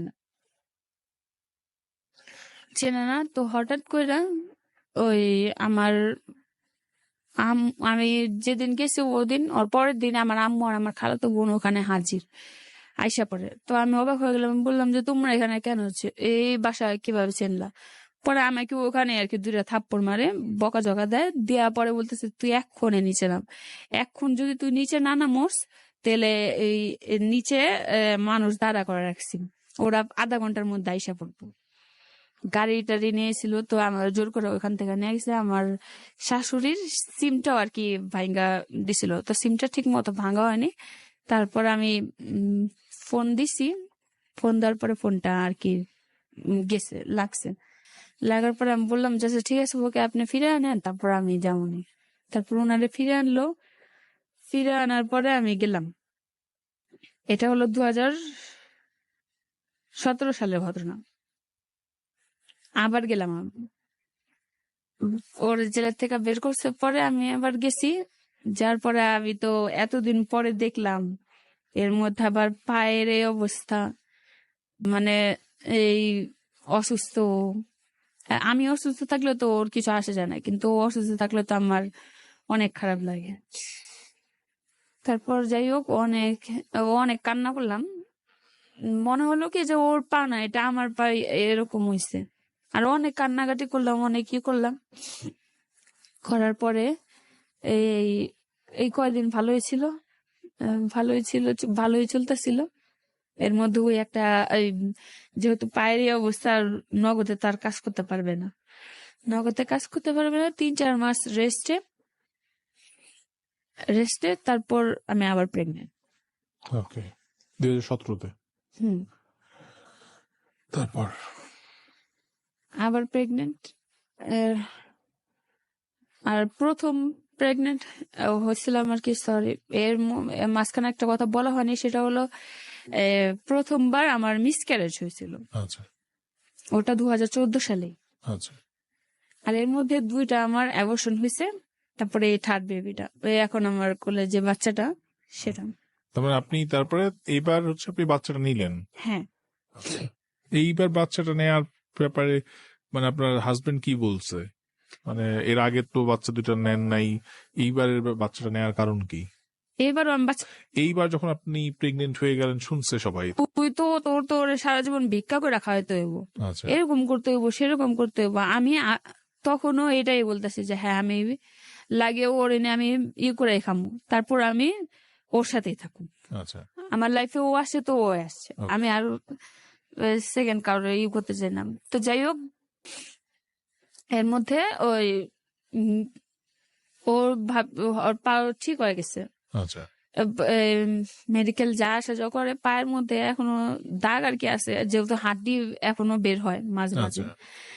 তো এর মধ্যে ওই বাবুটা আসার পরে ও বললো যে আচ্ছা ঠিক আছে এবার আর কোনো কিছু করার দরকার, এবার যেহেতু আমরা একসাথে আছি তখন তো আর কিছু এই সমস্যা এটা। তো ওর সাথে ওর মার সাথে আবার ঝগড়া হয়। মানে আমি গেলেই 2-3 দিন, 4 দিন বা 1 সপ্তাহ বা হাসতে গেলে 1 মাস, তারপর ওর মার সাথে ওর সাথে ঝগড়া হয়। অথচ আমি যে এত কিছু করতেছি, ওনার সাথে আমার সাথে কোনো সমস্যা নেই। কিন্তু আমার পিছে কি বলে কি সামনে কি বলে এটা উনি জানে, আর ওনার কপাল জানে। কিন্তু আমার সামনে আমি এখনো বলবো যে উনি যেমনই করছে যাই করছে, কিন্তু আমার সাথে ওনার সাথে তেমন একটা ছিল না, সমস্যা ছিল না। তো যাই হোক, এর মধ্যে এই ফোন দিছে, না সরি ফোন দেয়নি, এই হ্যাঁ আমার ফ্যামিলিকে ফোন দেওয়া হয়েছে, ফোন দেওয়া বলছে যে আমি ইয়েতে ছিলাম, আমি প্রেগনেন্ট, আমার ফ্যামিলিকে বলছে। বলার পরে আমার ফ্যামিলি বলতেছে যে মানে আমার, হ্যাঁ আমার খালা গেছিল আমাকে আমাকে দেখতে 3 মাস পর, পরে দেখতে গেছে, পরে বলছে যে আমি আবার প্রেগনেন্ট। পরে ও বললো যে আচ্ছা ঠিক আছে, এবার যা হয় আল্লাহ করুক, যাতে হয় আর তখন সংসারটা যাতে এবার ঠিক আছে। একে একে এত বছর এত 3-4 বছর হয়ে গেছে, হয়ে গেল গা, আর এর মধ্যে এখনো ওই একই ঝামেলা।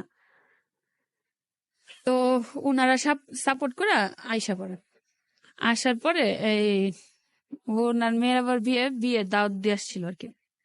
তো বিয়ের দাওয়াতেই গেছিলাম, আচ্ছা। বিয়ের দাওয়াতেই গেছিলাম, ওরে নিয়ে গেছিলাম। নেওয়া যায় আর কি, অনেক এনজয় করছি। করার পরে ও এইটার জন্য আর কি ওর মা হয়তো ওর উপরে গেছিল যে ও আমার ফ্যামিলি তো ও কেন গেল, আচ্ছা কেন গেল কি বিয়ের সালামি কেন দিল।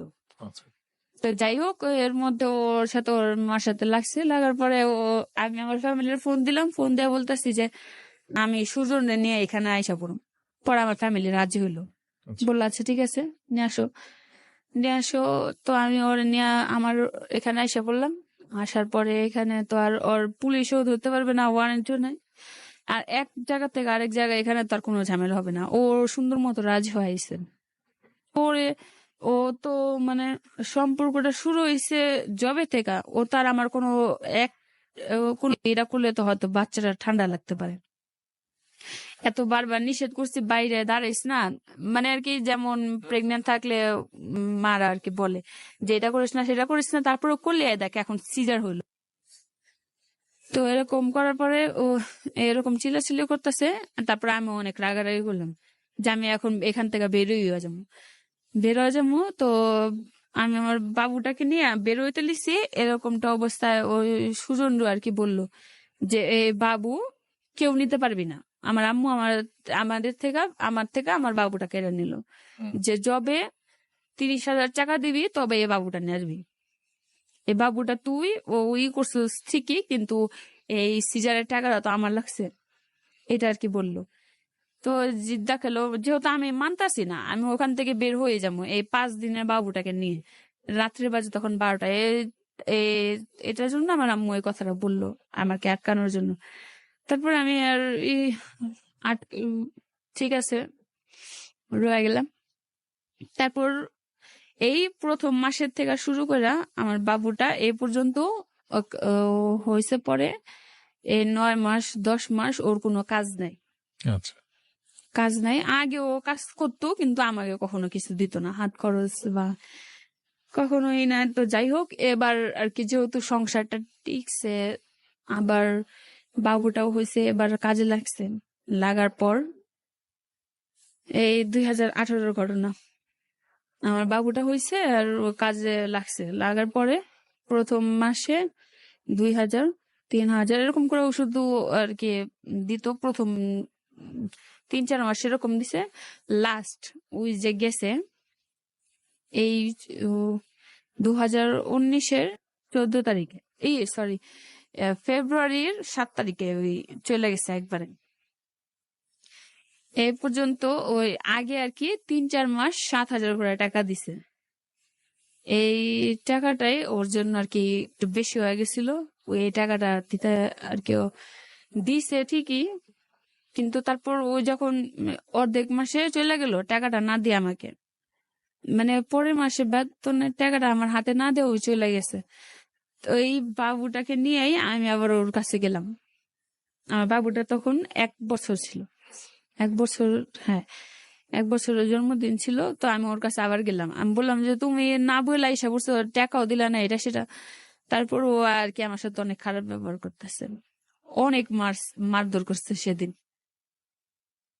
মানে বাড়ির ও বাড়িওয়ালা তো ছিল না, ওর উপরের আর যে 5 তলা থাকতাম আমরা, ও 6 তলার লোকেরা আইসা জুতালার সবাই মানে যে আমারে দেখতাছে এই, আর এ পর্যন্ত কোনো খরচ বহন করে না, কিছুও না। আর এখনো হাজবেন্ড এখন যোগাযোগ করেন আপনার সাথে? ও তো কখনোই আমার সাথে যোগাযোগ করতো না, যোগাযোগ তো শুধু আমিই করতাম। ঠিক আছে, আমরা আবারও দর্শকদের কাছে যাব, তার আগে একটু বন্ধুদের কাছ থেকে আসতে চাই। শেষ সময় চলে আসছি, আমরা বোধহয় আর 10-15 মিনিট আড্ডা দিব এবং লাস্ট কিছু সময় হয়তো আমরা স্বর্ণাকে কিছু প্রশ্ন করব। তার আগে একটু জয়া বলছে, হ্যালো ভাই কেমন আছেন, অনেক পর জন্য আপনাকে শুনতে, কাজও অনেক বিজি ছিলাম। ওকে, রংপুর বলছে আসসালামু আলাইকুম। ইয়াসিন সুদয় ভাই আপু, হ্যাঁ এটা তো আমরা বুঝতেই পারছি। সোনিয়া বলছেন আমাদের সাথে কেমন আছেন, ভালো আছি, ভালো লাগছে। ঠিক আছে, যারা দেরিতে টিউন করেছেন তাদের জন্য বলছি, শুনছেন জাগো এফএম 94.4। আমার কিছু প্রশ্ন একটু পরে স্বর্ণাকে করার আগে আপনাদেরকে বলে রাখি, এই অনুষ্ঠানে চাইলে আপনারাও আসতে পারেন। আপনার মোবাইল থেকে মেসেজ করে কি করতে হবে, নিয়মটা হচ্ছে মোবাইলের মেসেজ অপশনে গিয়ে টাইপ করতে হবে শুরুতে আর, তারপরে এল, তারপরে এস, RLS, স্পেস দিয়ে আপনার নাম, স্পেস দিয়ে আপনার লোকেশন লিখতে হবে, আপনি যেখানে থাকেন, আর স্পেস দিয়ে আপনার প্রফেশন টাইপ করেন, পাঠায় দেন SMS-টা 26969 নাম্বারে।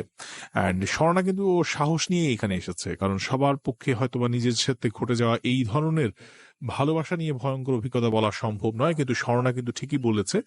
আপনিও চাইলে যদি মনে করেন আপনি আসবেন, তাহলে এখনই রেজিস্ট্রেশন করুন, মোবাইলটা নেন, ম্যাস অপশনে গিয়ে টাইপ করেন RLS, স্পেস দিয়ে আপনার নাম, স্পেস দিয়ে আপনার লোকেশন, স্পেস দিয়ে আপনার সেই কথাগুলো লিখে পাঠাই দেন 26969 নাম্বারে। আমরা একটা ছোট্ট দৃশ্য দেখাবো আপনাদেরকে, জাস্ট আমার মনে হলো যে এই দৃশ্যটা যেন স্বর্ণার মতো যারা, তারা ক্লাস 9-এ পড়ো, তোমরা 10-এ পড়ো, হয়তো কেউ কলেজে পড়ো, কেউ বা অ্যাডমিশন টেস্ট দিতে আসছো, কেউ ঢাকা ইউনিভার্সিটিতে পড়ো, কেউ জাহাঙ্গীরনগরে পড়ো, কেউ বা আবার প্রাইভেট ইউনিভার্সিটিতে পড়ছো, কেউ হলে থাকছো। আমার ছেলে মেয়ে সকল ভাই বোনদের উদ্দেশ্যে এই দৃশ্যটা আমার দেখানো। তার আগে একটু আপনাদেরকে এই দৃশ্যটা দেখাবো। আমার মনে হলো যে আমার যারা বন্ধু আছেন তারা হয়তো এই দৃশ্যটা দেখলে একবার হলেও মনে পড়বে জীবনে কোনো এক সময়। চলেন আমরা একটু ঘুরে আসি। স্বর্ণা, এই যে কোলে যে বাচ্চাটা আছে, কি নাম ওর? সানা। সানাম? সানা। সানা। ওর বয়স কত হলো? 1.5 বছর। 1.5 বছর। তো এই যে বাচ্চাটা এলো পৃথিবীতে এবং ওর সাথে ওর বাবার সম্পর্কটা তুমি যেরকম বলছিলে যে একেবারে নাই, আসলে মানে ওই ব্যাপারে আসলে কোনো যোগাযোগ রাখে না, বা ওর ব্যাপারে কোনো রকমের বাবা হিসেবে তার কি কোনো দায়িত্ব সে পালন করে কিনা? না, দায়িত্ব পালন করে না। এই সন্তানটাকে এখন মা কিভাবে বড় করছো এই গত 1.5 বছর ধরে? বা 1.5 বছরের একটা মেয়ে, স্বামী কিন্তু এই মুহূর্তে কোনো খোঁজ খবর রাখে না। গল্পটা যারা শুরু থেকে শুনেছেন তারা জানেন যে কতটা কঠিন সময় পার করে এসেছে স্বর্ণা। সো তোমরা যারা লাইভটা দেখছো, তোমাদের উদ্দেশ্যে বলছি, তোমরা লাইভটা যদি পারো শেয়ার করে দিও। আর কারণ এই শেয়ারটা কেন দরকার জানো? কারণ আজকে অনেকে ঘুমায় পড়ছে, অনেকে এখন এত রাতে জেগে নাই, কিন্তু এই যে ছোট্ট বাচ্চাটা আছে, এই ছোট্ট বাচ্চাটা হয়তো বা পৃথিবীতে এসেছে, তার জীবন আর মানে আরেকটা ছোট্ট বাচ্চার জীবন একরকম নয়। তার মা আজকে FM রেডিওতে এসেছে তার জীবনের গল্পটা বলতে, তার বাচ্চাটাকে নিয়ে। অদ্ভুত ব্যাপার যে তার সাথে কেউ আসে নাই, সে একা আসছে এইরকম একটা যুদ্ধে, সে একা আসছে এবং সে যুদ্ধটা করছে আমাদের সাথে। সে যখন গল্পটা শেয়ার করতে আসছে তার পাশে কেউ নাই, সে একা আসছে এবং তার মনে হয়েছে এই গল্পটা তার বলা উচিত। শোনায় একদম শেষ যে প্রশ্নটা করব, কি মনে হয় জীবনের ভুলটা কোথায় হয়েছে? জীবনে ভুলটা হয়েছে আমার তখনই, আমি আর কি অনেক আবেগে ছিলাম, ঘুরা টুরা নিয়ে আর কি, ফোনে কথা বলা, ফাইজলামি টাইজলামি করা, এগুলো আর কি বেশি আমার জন্য বেশি ছিল, ইম্পর্টেন্ট ছিল। আর বাকি অন্য কোনো কথা, ফ্যামিলিদের কথা আমি তেমন একটা করতাম না, শুনতাম না। আচ্ছা, এত কিছু হয়েছে, এত সমস্যা হয়েছে, কিন্তু তারপর আমি আমার ফ্যামিলি নামে একটা কোনো কথা বলবো না, কারণ ওনারা আমার জন্য যথেষ্ট পরিমাণ করছে। আচ্ছা, অনেক চেষ্টা করছে আমাকে বারবার আটকায় রাখানোর, অনেকই করছে, কিন্তু আমি নিজে নিজে এই ভুলটা বারবার করছি। আমি যখন প্রথমে জানতে পারছি যে ও এরকম, তখনও আমাকে ও চান্স দেওয়া হয়েছে। যাই হোক, আমি এখনো বলি যে আমি ওর এখনো আজীবন আমি বেঁচে থাকলে ওর জন্য বেঁচে থাকবো, কিন্তু ও ভালো হবে না এটা আমি জানি, কখনো ভালো হবে না। ওই 1000 চেষ্টা করলেও হবে না, আর আমাকে 1000 বললেও ওই ভালো হবে না। কিন্তু তারপর আল্লাহ, গড গিফট বলে তো কিছু আছে, আল্লাহ তো যা সম্ভব সবই পারে। হুম। তো যাই হোক, আমার এটাই বলার যে আমার মতো এই সবাই যাতে এত আবেগ লিয়ে না থাকে, আমি যেভাবে আবেগ লিয়ে থাকি। আর ওই বয়সটা আসলে 12 থেকে 18 আগ পর্যন্ত এই বয়সটা আসলে অনেক খারাপ। আলা যে না, যে এটা ক্লাসে পড়ুক না এটা কেন। তোমার জীবন থেকে তোমার মনে হয়েছে যে ওই সময় তুমি ভুলটা করে ফেলছো। হ্যাঁ, মানে বাবা মাকে গুরুত্ব দাও নাই, ফ্যামিলিকে গুরুত্ব না দিয়ে এই যে হঠাৎ করে একজনকে ফোন নাম্বার দেয়া, সেখান থেকে প্রেম, সেখান থেকে পালিয়ে যাওয়া, এই ভুলগুলোই তোমাকে আজকে এখানে নিয়ে আসছে। হুম। তো এখন তুমি আমাকে জাস্ট এইটা বলো যে এই লোকটা তোমার সাথে এখন কি যোগাযোগ রাখে না? না, আমি সাইদা সাদা ফোন দেই, ইভেন কিছু আজকেও ফোন, না সরি আজকে ফোন দেইনি, কাল পরশু এরকম প্রত্যেকদিন একবার একবার করে আমি ফোন দেই, কিন্তু ও ফোন রিসিভ করে আমি ব্যস্ত আছি, আমার জীবনের এখন কোনো পাতা নাই, শেষ, কি বলে না বলে ওর কথা ওই বুঝে। আচ্ছা, তো তা আমি নিজেকে নিজে প্রশ্ন করি যে ও দোষ করতেছে ও, আর মধ্যে থেকে শাস্তি পাইতেছে আমি, এমন কেন? তুমি কখনো তোমার বাচ্চার কথা বলো না যে এই বাচ্চাটার কি হবে, বা ওকে? বলি তো, বলে যার নাম হয় যোগ, আমার কি, কথা বলতে চাইলে বলে। বা যখন ওর বাসায় নিয়ে যাই আমি, এর আগে আর 2-3 মাস আগে নিয়ে গেছিলাম, তখন আদর টাদর করছে। যেদিন থাকে সেদিন, আমি তো ওদের বাসায় একদিনে বেশি 2 দিন থাকতে চাই না। আচ্ছা, তা এখন তুমি থাকো তোমার মা বাবার সাথে, হ্যাঁ, যে তারা তোমাকে সাপোর্ট দিচ্ছে? তাদের সাথে আমার এখন সম্পর্ক ভালো নাই, কারণটা কি? কারণ ওর জন্যই। আচ্ছা, যেহেতু একবার সব অনেক চেষ্টা করছে আমাকে বারবার আটকে রাখার জন্য, এখন আর এই চেষ্টাটা আমাকে কেউ করে না। এখন আমি খায় আছি না ঘুমে আছি না কি করতেছি, নাকি আমি বাইচে আছি, একবারও কেউ আমার দিকে তাকাও দেখে না। এক সময় ছিল যে অনেক কেয়ার করতাম, এখন আচ্ছা, কিন্তু তোমাকে তো এখন বাঁচতে হবে তোমার সন্তানের জন্য। হ্যাঁ, এজন্য এখন তো আমি তুমি আর ওই যে এখন আমি আর সুসাইড করার চেষ্টা করি না। এটা তো কখনো করবা না, না, আর কোনোদিন করবাই চেষ্টা? না। মানে জীবনে তো সবচেয়ে বড় অপরাধটা করেই ফেলছো, ওইটা তো ইচ্ছে তো ভয়াবহ অপরাধ হবে। আর সবচেয়ে বড় কাজটা কি হয়েছে, তুমি তো এখন তোমার একজন মা, এখন তো আর তুমি একটা ছোট মেয়ে নাই, এখন তুমি মা হয়ে গেছো। হ্যাঁ, তো তোমার তো জীবনে এখন তুমি সুইসাইড করলে তো সব সমস্যা সলভ হয়ে গেল না, তখন আরো সমস্যা বাড়বে। তোমার একটা 1.5 বছরের বাচ্চা আছে, তো ওর বাবা না হয় ওর দায়িত্ব এড়ায় গেছে, তো তুমি তো দায়িত্ব এড়াইতে পারবা না, হ্যাঁ, তাই না? তো তোমাকে আমার মনে হয় যে আজকে এই যে এত এত মানুষ শুনতেছে, তাদেরকে একটা কথা দাও যে যেভাবে হোক তুমি তোমার সন্তানটাকে মানুষ করবা। হ্যাঁ, সেটা তো আমি করবো। আমি ওর মাথার ব্রেন এত ভালো, ও 1.5 বছর হয়েছে কিন্তু 5 বছরের বাচ্চাদের মতো কথা বলতে পারে। মাশাআল্লাহ, আমি আশা করব যে তুমি এই আমি বাচ্চাটাকে, ওকে সামনে বসে মাদ্রাসায় দেবো, আর এখনো আলিফ বা তাসা বলতে পারে। ঠিক আছে, আমি আশা করি যে তুমি তোমার জীবনের নিশ্চয়ই একটা গতি করবা, এবং তুমি যা কিছুই করো সবার আগে তোমার সন্তানের কথা মাথায় রেখে করবা, কারণ হ্যাঁ, তুমি যে ভুলগুলা করছো, তোমারও তো একটা মেয়ে, সে যেন কখনো এই ভুল না করে, তাকে সেইভাবেই মানুষ করবা। তাতে কি হবে, তাতে তুমি যে কষ্ট পাইছো তোমার মেয়ে আর সেই কষ্ট পাবে না। পাবে না। হ্যাঁ, এবং সেইটা যদি নিশ্চিত করতে পারো, তাইলে জীবনে যত বড় ভুলই করে আসো না কেন, ভবিষ্যতে আর মানে সেটার মাসুল দিতে হবে না। আর যদি তুমি আরো ভুল করো, তাহলে কিন্তু সেই মাসুল তোমার মেয়েকে দিতে হবে। তো সেই কথা মাথায় রেখে আমার মনে হয় তুমি সামনের দিনগুলো কাটাও। তোমার জন্য শুভকামনা রইলো। আশা করি যে এখানে তুমি আসার পরে একটু হালকা লাগতেছে, আজকে কথাগুলো হ্যাঁ, বলার পরে মনে হচ্ছে যে একটু হালকা হচ্ছে। হালকা হয়ে গেছি। হ্যাঁ, আলহামদুলিল্লাহ। এবং আমি আশা করি যারা তোমার এখানে শুনছে, এবং প্রত্যেকেই কিন্তু একটা কথা বলছে যে জীবনে ঘুরে দাঁড়াইতে হবে আবার, এবং সবার মোটামুটি একটা কথাই ছিল যে তুমি জীবনে যে ভুলটা করছো, হয়তো অনেকেই এই ভুল করে কিন্তু কেউ বলে কেউ বলে না। আজকে এখানে ফেসবুকেও দেখলাম অনেকে লিখছে যে আমিও এই কাজ করছি, কিন্তু তোমাকে সবাই ধন্যবাদ দিচ্ছে যে তুমি এসে এই যে এত মানুষের ভিড়ে তুমি এসে গল্পটা বলছো, অনেকে তো বলে না। আর আমাকে আজকে এখানে আরেকটা কথা বলি ভাইয়া, আজকে কিন্তু আমার বার্থডে। আজকে তোমার বার্থডে? হ্যাঁ, মাশাআল্লাহ, শুভ জন্মদিন। আর আজকের দিনে আমার এই ইটা পড়ছে আর কি। যাই হোক, আজকে এই যে আমি যাওয়ার সময় একটু পরে একটা গান বাজাবো, এই গানটা শুধুমাত্র বাজবে হচ্ছে আমাদের বন্ধু আজকে স্বর্ণার জন্য। এবং স্বর্ণার আজকে জন্মদিন, সবাই দোয়া করবেন স্বর্ণার জন্য, যেন ও জীবনে যে ভুলগুলো করছে সেখান থেকে যে শিক্ষাটা পাইছে, এরপরে যেন ওর জীবনটাকে নিজের মতো করে গড়ে নিতে পারে, আর ওর মেয়েটার জন্য।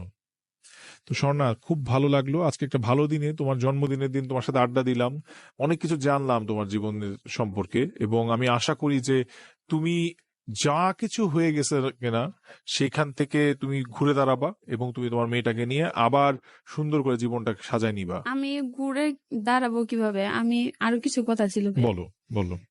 আমি ওর ওর থেকে তো আমি বেরোতেই পারি না, আমি কিভাবে কি করব? মানে ও আবার ডাকলে আবার চলে যাবো, আবার ও আসতেছিল, আবার ওকে আমি আনবো। আচ্ছা, কেন? মানে তুমি নিজেকে তো কন্ট্রোল করতে হবে, মানে তুমি আমি তো মানুষ, পারি না। সেটা তো তোমাকে করতে হবে এখন তোমার সন্তানের জন্য। আগে পারো নাই, আগে তো তুমি ছিলা, এখন তুমি তোমার একজন মা। তোমাকে এইভাবে চিন্তা করতে হবে যে আমি এখন একজন মা, আমাকে সেটাই করতে হবে। যদি তার সাথে ফিরেই যাই তাহলে আমার সন্তানের কথা চিন্তা করে ফিরে যাব, কিন্তু আমার সন্তান যদি ভালো না থাকে তাহলে আমি তার কাছে কেন ফিরে যাব?